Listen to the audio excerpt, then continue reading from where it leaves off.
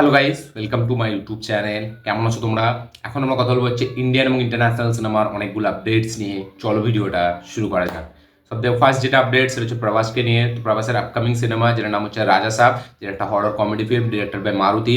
এই ফিল্মটা কিন্তু এপ্রিল রিলিজ হওয়ার কথা আছে, কিন্তু এখন শোনা যাচ্ছে এই ফিল্মটা নাকি এপ্রিলে রিলিজ হবে না, এই ফিল্মটা পোস্টপন হয়ে যাচ্ছে এবং দাসেরার সময় এই ফিল্মটা রিলিজ হবে। ইয়েস, দাসেরাতে এই ফিল্মটা রিলিজ হতে যাচ্ছে, এপ্রিল থেকে নাকি পোস্টপন হয়ে যাবে। যদি এখন কোনো অফিসিয়াল আপডেট আসেনি, তো অফিসিয়াল আপডেটের জন্য আমাদের ওয়েট করতে হবে। এপ্রিলের 10 তারিখ ইনিশিয়াল টাইটেল মানে রিলিজ ডেট ছিল যে এপ্রিলের 10 তারিখ এটা রিলিজ হবে। এখন শোনা যাচ্ছে এটা পোস্টপন হতে পারে এবং দাসেরার সময় রিলিজ হতে পারে। দেখা যাক সেটা ফাইনালি অফিসিয়াল কনফার্মেশন কবে আসে। পরের যেটা আপডেট সেটা হচ্ছে সালমান খানকে নিয়ে। তো সালমান খান এবং সঞ্জয় দত্ত তারা একটা আরবের ফিল্ম, ঠিক আছে, যেটার নাম হচ্ছে সেভেন ডগস।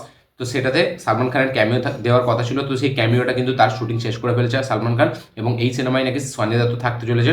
তো দেখা যাক সঞ্জয় দত্তের শুটিংটা কবে কি শেষ হয় এবং এই ফিল্মটা কি ইন্ডিয়াতে রিলিজ হবে নাকি সেই একই ডেটে, সেটাতে একবার মতো বিষয় হবে। সালমান খান তার নিজের ক্যামিও শুটিং শেষ করেছে, যেটা তার হলিউডের কাজ সবাই বলছিল, সেটা কিন্তু হলিউডের না, একটা আরব ফিল্ম যেটার নাম হচ্ছে তার সেভেন ডগস। তো দেখা যাক এই ক্যামিওটা তার কতটা হেভি হয়, সেটা পরবর্তীকালে যখন আসবে তখন আমরা জানতে পারবো।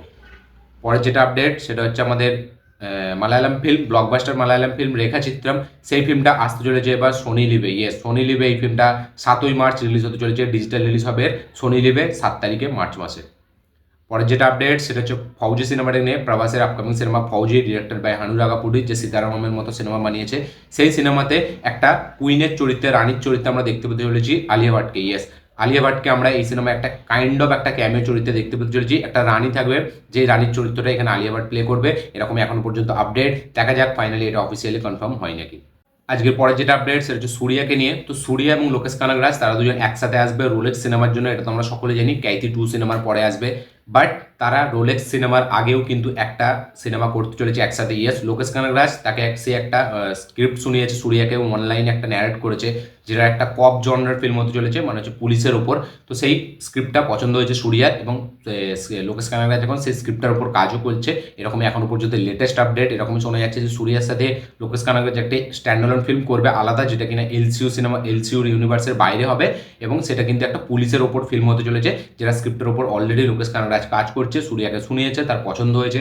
দেখা যাক ফাইনালি এই সিনেমাটির কোনো অফিসিয়াল আপডেট আমরা কিছুদিন পর পাই নাকি, সত্যি কি এরকম কোনো সিনেমা নিয়ে কথাবার্তা হচ্ছে, সেটা আমরা পরবর্তীকালে জানতে পারবো।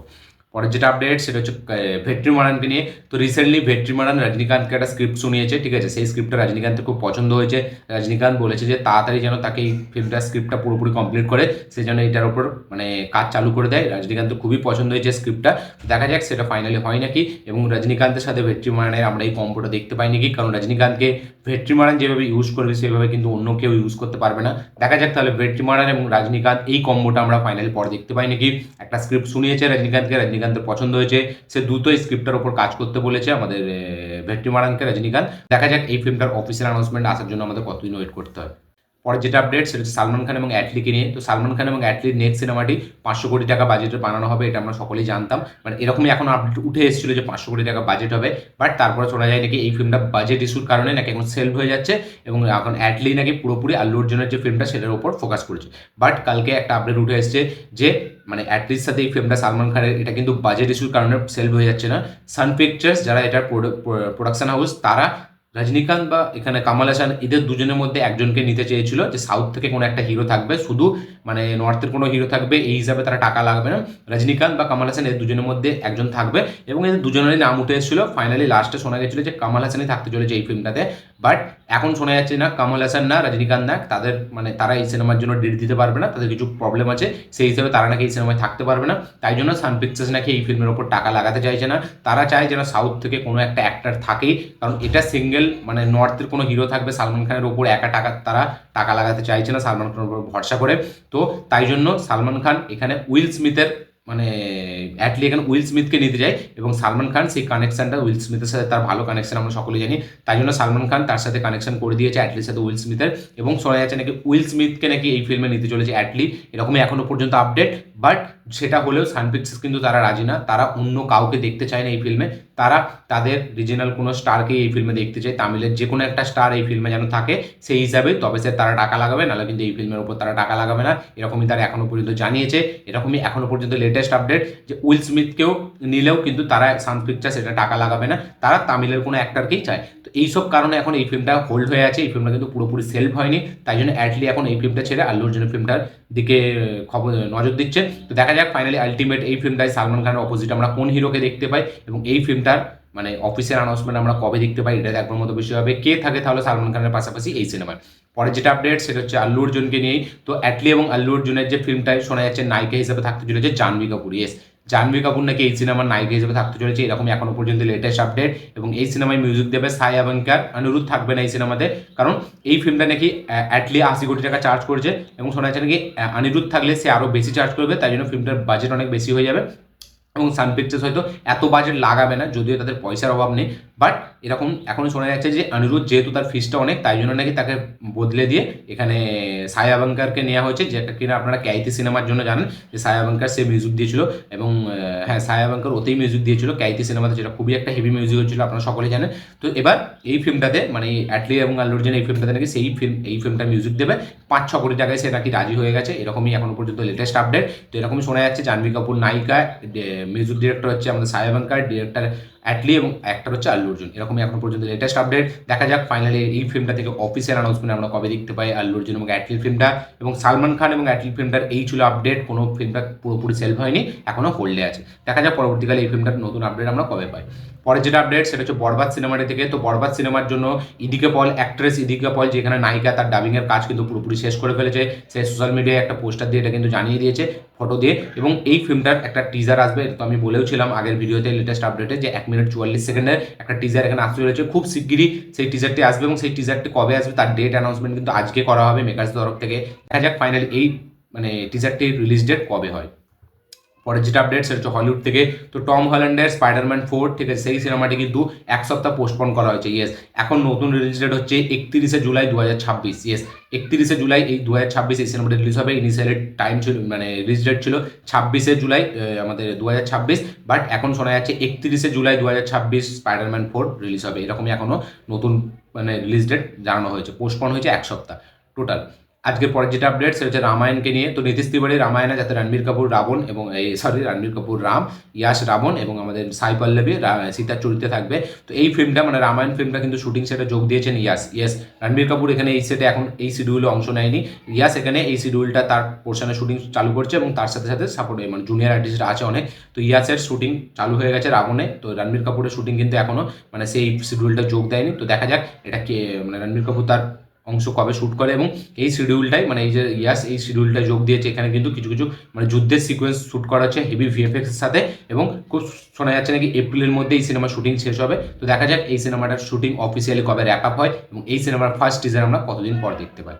পরের যেটা আপডেট সেটা হচ্ছে সৌরভ গাঙ্গুলিকে নিয়ে। তো তার সৌরভ গাঙ্গুলির বায়োপিকে আমরা দেখতে পেতে চলেছি রাজকুমার রাওকে। ইয়েস, সৌরভ গাঙ্গুলি এটা কনফার্ম করেছে যে রাজকুমার রাওকে আমরা দেখতে পেতে চলেছি সৌরভ গাঙ্গুলির বায়োপিকে, এবং মানে এই সিনেমাটি রিলিজ হবে হয়তো পরের বছর 2026-এ। কিছু মানে শুটিংয়ের ডেট নিয়ে কিছু ইস্যু আছে, কিছু প্রবলেম হয়েছে, তাই জন্য এই সিনেমাটি 1 বছর মানে একটু পেছ হবে, পরের বছর হয়তো 2026-এ হয়তো আমরা দেখতে পেতে চলেছি সৌরভ গাঙ্গুলির বায়োপিক, বাট সৌরভ গাঙ্গুলির বায়োপিকে কিন্তু আমরা দেখতে পেতে চলেছি রাজকুমার রাওকে। দেখা যাক এই সিনেমার অফিসিয়াল অ্যানাউন্সমেন্ট আমরা কবে দেখতে পাই। পরের যেটা আপডেট সেটা হচ্ছে এনটিআর এবং প্রশান্ত নীলের ফিল্মটাকে নিয়ে। তো প্রশান্ত নীলের এবং এনটিআরের ফিল্ম যেটার নাম হচ্ছে ইনিশিয়াল লেভেলের ড্রাগন, যাতে নায়িকা হিসেবে আমরা রুক্মিণী বাসন্তকে দেখতে পেতে চলেছি। এই সিনেমার শুটিং অলরেডি চালু হয়ে গেছে, আমরা সকলেই জানি যে 20 তারিখ থেকে এই ফিল্মের শুটিং চালু হয়ে গেছে হায়দ্রাবাদ রামোজি ফিল্ম সিটিতে। কালকে একটা পোস্টারও বেরিয়েছিল সেই স্টিল ফটো ওই শুটিংয়ের। তো এখন শোনা যাচ্ছে এই সিনেমার মানে ড্রাগন সিনেমাটার বাজেট নাকি 350 কোটি টাকা প্লাস হতে চলেছে। ইয়েস, 360 কোটি টাকার বাজেটের ফিল্ম হতে চলেছে প্রশান্ত নীল এবং এনটিআরের ফিল্মটা ড্রাগন। দেখা যাক এই ফিল্মটার অফিসিয়াল ফার্স্ট টিজার আমরা কতদিন পর দেখতে পাই, এবং সত্যিই কি 360 কোটি টাকা এই ফিল্মটার বাজেট হয়, এটা পরবর্তীকালে আমরা জানতে পারবো।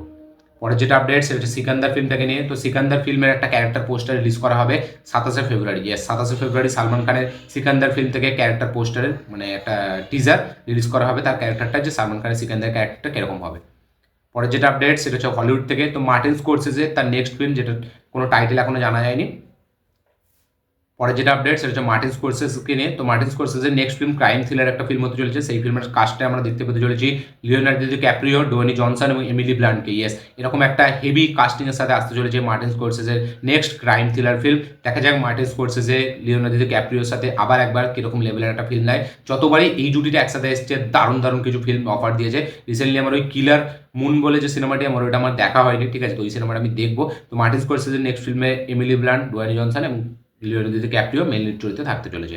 পরে যেটা আপডেট সেটা হচ্ছে রাঞ্জনা সিনেমাটিকে নিয়ে। ধানুষের সিনেমা রাঞ্জনা, যাতে সোনম কাপুর ছিল, আনন্দ দেলদা এই ফিল্মটার ডিরেক্টর। তো এই ফিল্মটা রিলিজ করা হচ্ছে। ইয়েস, 28 তারিখ এই ফিল্মটা কিন্তু রিলিজ করা হবে।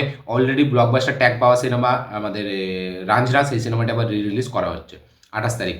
পরে যেটা আপডেট সেটা হচ্ছে আল্লু অর্জুনকে নিয়ে। তো আল্লু অর্জুন রিসেন্টলি হলিউড রিপোর্টারের একটা ইন্টারভিউ জানিয়েছে যে সে তার নেক্সট ফিল্মগুলো কিন্তু খুব এঙ্গেজিং, খুব হেভি একটা ফিল্ম হতে চলেছে এবং তার লাইন আপে কিন্তু প্রচুর অনেকগুলো ফিল্ম আছে, কারণ সে চায় পরপর ব্যাক টু ব্যাক ফিল্ম করতে। এবং পুষ্পা শুধু নয়, পুষ্পা থেকেও সে মানে আরও হেভি হেভি কাজ কিছু করতে চলেছে। এবং পুষ্পার যে ক্যারেক্টারটা, সে কিন্তু এখন পুরোপুরি ক্যারেক্টারটাকে ভুলে গেছে এবং নতুন যে তার আপকামিং ফিল্ম সেই ফিল্মের জন্য সে রেডি হচ্ছে এবং পুষ্পা ক্যারেক্টারটাকে এখন সে ভুলে যাচ্ছে। এবং সে এটা জানিয়েছে যে সে একটা ক্যারেক্টারকে বেশি দিন কিন্তু নিজের সাথে রাখে না, সে ভুলে যায়, আবার নেক্সট কাজের জন্য সে রেডি হয়। দেখা যাক আল্লু অর্জুনের নেক্সট ফিল্মগুলো কিরকম কি হয়। পরের যেটা আপডেট সেটা হচ্ছে সিকান্দারকে নিয়ে। তো সিকান্দারের শুটিং কিন্তু শেষের পথে, আর মাত্র দুদিনের মানে শুটিং বাকি সালমান খানকে নিয়ে, এবং এডিটিংয়ের কাজ চলছে এখন পুরোপুরি। মার্চের প্রথম সপ্তাহে হয়তো এই পুরোপুরি শুটিংটা শেষ হয়ে যাবে, মানে মার্চের ওই প্রথম সপ্তাহে শ্যুটটা হবে, দুদিনের শ্যুট যেটা বাকি আছে, তারপরে পুরোপুরি ফিল্মটা র্যাপ হয়ে যাবে। তো এপ্রিলে আমরা এই ফিল্মটা দেখতে পেতে চলেছি ঈদের সময়। দেখা যাক সিকান্দারের ফার্স্ট টিজার কিরকমভাবে ভাইরাল হয়। পরের যেটা আপডেট সেটা হচ্ছে হিট ফ্র্যাঞ্চাইজের সিনেমা হিট 3, নানির ন্যাচারাল স্টার নানির আপকামিং সিনেমা হিট 3, তার একটা টিজার আসতে চলেছে 28 ফেব্রুয়ারি। ইয়েস, 28 ফেব্রুয়ারি আসতে চলেছে হিট 3 এর অফিসিয়াল টিজার। পরের যেটা আপডেট সেটা হচ্ছে রাজা সাহেবকে নিয়ে। তো রাজা সাহেব সিনেমাটির ক্লাইম্যাক্স একটা ক্লিপ হ্যাঙ্গার থাকবে, যেখান থেকে কিন্তু রাজা সাহেবের সিকুয়েল আসতে চলেছে। ইয়েস, এই সিনেমার সিকুয়েল আসবে রাজা সাহেবের, তাই জন্য সেই হিসাবে মেকার্সের একটা ক্লিপ হ্যাঙ্গার ছাড়তে চলেছে। দেখা যাক সেই ক্লিপ হ্যাঙ্গারটা কিরকমভাবে পপুলার হয়। পরের যেটা আপডেট সেটা হচ্ছে আমাদের আল্লু অর্জুনকে নিয়ে। তো পুষ্পা 2 এর পর আল্লু অর্জুন কিন্তু অ্যাটলির এই প্রজেক্টটাই করতে চলেছে। ত্রিবিক্রমের প্রজেক্টটা নাকি এখন মানে সেল হয়ে যাচ্ছে, এখন হবে না, পরবর্তীকাল অন্য সময় হবে। বাট এখন আল্লু অর্জুন কিন্তু পুরোপুরি অ্যাটলি কুমারের এই সিনেমাটি নিয়ে ফোকাস করছে। দেখা যাক তাহলে এই সিনেমার অফিসিয়াল অ্যানাউন্সমেন্ট আমরা কবে দেখতে পাই। এবং আজ লাস্ট যেটা আপডেট সেটা হচ্ছে রশ্মিকা মান্দানাকে নিয়ে। তো রশ্মিকা মান্দানা পুষ্পাতে যে কাজ করেছে সেই কাজটা দেখে সুকুমারের খুব পছন্দ হয়েছে, এবং সুকুমারের নেক্সট সিনেমা যেটা রামচরণের সাথে হতে চলেছে, সেই সিনেমাটাতে নায়িকা হিসেবে আমরা রশ্মিকা মান্দানাকে দেখতে পেতে চলেছি। এরকম এখন পর্যন্ত বাজ উঠে আসছে যে সুকুমার তার নেক্সট ফিল্মের জন্য রশ্মিকা মান্দানাকে কাজ করতে চলেছে। দেখা যাক পরবর্তীকালে আপডেটটা কি হয়। এই ছিল টোটাল আপডেট, ইন্ডিয়ান আপডেট, তার পাশাপাশি ইন্টারন্যাশনাল আপডেট। এই আপডেটগুলো দেখে জেনে শুনে আপনাদের কি বক্তব্য, কি মতামত, কি রিয়াকশন অবশ্যই কমেন্টে লিখে জানাবেন। ভিডিওটা ভালো লাগে থাকলে লাইক শেয়ার কমেন্ট করে দেবেন। চ্যানেলটিকে নতুন হলে চ্যানেলটিকে সাবস্ক্রাইব করবেন, বেল আইকন প্রেস করতে ভুলবেন না। দেখা হচ্ছে পরের ভিডিওতে, ততক্ষণের জন্য বাই।